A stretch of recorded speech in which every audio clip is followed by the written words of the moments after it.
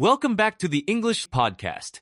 Today, we're tackling a crucial question. Why does fluency mean more than just knowing lots of words? Emma, many learners think memorizing vocabulary is enough, but do you think that's really the case? Absolutely not, Jones. Fluency is like running a relay, not a solo sprint.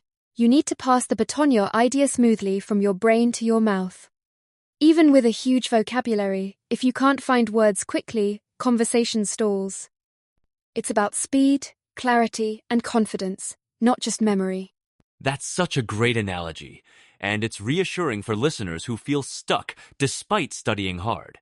So, you're saying fluency is more about real-time access than raw knowledge? Exactly. Think of it like having every tool in a messy toolbox. If you can't grab the right one fast, the job slows down. The goal is to train both your brain and your mouth to work together, so you express yourself clearly and swiftly even under pressure. Let's dive into our first practical area, your mouth as a muscle. Can you break down how physical training can actually help us speak faster and more clearly in English? Sure thing. Just as athletes train their bodies, language learners can train their lips, tongue, and vocal cords. This is where tongue twisters come in. They're like sprints for your mouth.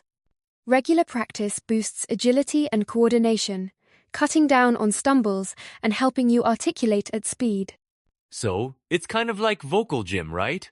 If someone struggles with tricky sounds, would tongue twisters with those sounds help them improve both speed and accuracy? Precisely.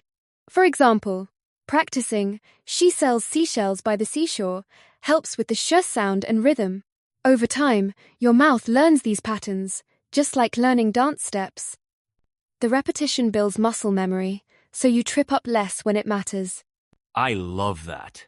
And the best part is, it's fun and low pressure. Plus, it doubles as a warm-up before important conversations or presentations. Right, and research from speech pathology shows that even 5 minutes of articulation exercises daily can noticeably improve pronunciation and flow after just a month. After warming up your mouth, the next step is measuring your speaking speed. Why is tracking this so important for learners, Emma? Great question. If you don't measure your pace, it's like running without knowing your time. You can't track improvement. Setting a timer and reading aloud, say, a 300-word story, lets you see your baseline. It turns practice into a game, and you compete against your personal best, not others.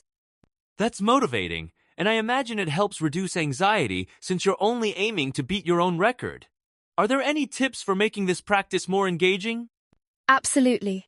Choose texts you enjoy, stories, news, or even song lyrics. Enjoyment keeps your brain active, which naturally increases speed and retention. And don't stress about perfection. Focus on flow and clarity first, then gradually increase your pace. Now, let's talk about a factor most people overlook: breath control. How does managing breath impact speaking speed and clarity, Emma? Breath is your fuel. If you run out mid-sentence, your words get rushed, your voice fades, and clarity drops. Singers and public speakers train their breath for this very reason. Simple exercises like making an S sound on a single breath help you regulate airflow and maintain energy throughout your speech.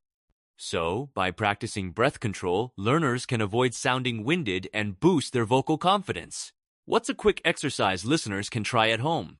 Try counting aloud as high as you can on one breath, keeping volume steady. With repetition, you'll notice your sentences stay strong from start to finish. This not only improves clarity, but also helps with nerves during real conversations. Once your physical delivery is strong, it's time to focus on your mind. Why is understanding vocabulary context more effective than memorizing endless word lists, Emma? Memorization is like downloading apps you never open. You might know the words, but if you don't use them, they vanish in conversation. True understanding comes from seeing words in action, using them in sentences, connecting them to memories, or tying them to real-life situations. That makes sense. Instead of cramming 100 words, you suggest picking a few and mastering them deeply. How does this approach speed up recall during conversations? When you internalize meaning and context, words pop up naturally. It's like knowing your way around a city instead of just memorizing street names. The words feel familiar and ready, reducing hesitation and boosting confidence. Let's move on to mental exercises, what you call mental sprints. How do these help English learners think and respond faster in real time? Mental sprints push your brain to react quickly, just like interval training in sports. For example, set a 1-minute timer and talk non-stop about a random object or answer a spontaneous question. The goal isn't perfect grammar, but to train your mind to retrieve and use language rapidly. It sounds challenging at first, but does this kind of unplanned speaking really accelerate fluency? Definitely. At first, it feels chaotic, like your thoughts are tripping over each other. But with practice, your responses become sharper and your brain gets used to working under time pressure. It's a proven method in language coaching circles. However, speed isn't just about skill. Anxiety can slow us down. Why do mental blocks happen, and what can learners do to overcome them? Anxiety acts like a traffic jam in your mind. Even if you know the answer, nerves can freeze your recall. Techniques like box breathing, inhaling for 4 seconds, holding, exhaling, and repeating help calm the nervous system. A calm brain retrieves language more quickly, even under pressure. That's a helpful tool. And I've found that humor helps too. If you make a mistake, laugh it off instead of panicking. Would you agree that mindset plays a major role here? Absolutely. When you treat mistakes as learning opportunities, not failures, your brain relaxes.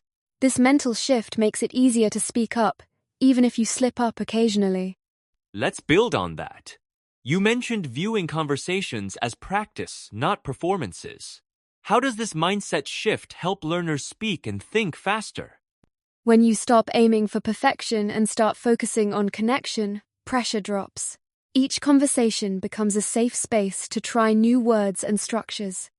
Over time, your brain adapts and language recall speeds up because you're not paralyzed by self-judgment. So, consistent low-pressure practice is actually more effective than infrequent high-pressure attempts? Exactly. It's like learning to ride a bike. The more you practice in a relaxed environment, the faster your skills develop. Studies show that learners who engage in daily low-stakes conversations progress more quickly than those who only study in formal settings. Now, let's apply these strategies to real-world situations. How can listeners use these techniques before meetings, interviews, or casual chats? Start with a quick tongue twister or breath exercise to warm up. Before the conversation, mentally rehearse vocabulary or key phrases related to the topic. If you get stuck, use humor or a pause to reset. Over time, these habits build automaticity, so you perform better when it counts. That's actionable advice, and I imagine recording yourself can help spot areas for improvement too? Absolutely. Listening back highlights both strengths and patterns to work on. Plus, it's motivating to hear your progress over time. These real-world drills turn theory into practical skill. We've covered a lot, but some of today's vocabulary might still be tricky. Emma, can you help our listeners break down these key words and phrases? Of course. Let's clarify a few. Fluency means speaking smoothly. Clarity is being understood easily. Momentum is the energy that builds as you keep going. And mechanics refers to the building blocks of how something works. Try using these in your own sentences tonight. Thanks, Emma. And remember, listeners, don't worry about slip-ups. Every mistake is a step closer to mastery. Keep practicing. Exactly. Download the guide, review the exercises, and come back to this episode whenever you need a refresher. The key is consistent, mindful practice. You'll be surprised how quickly your speed and confidence grow.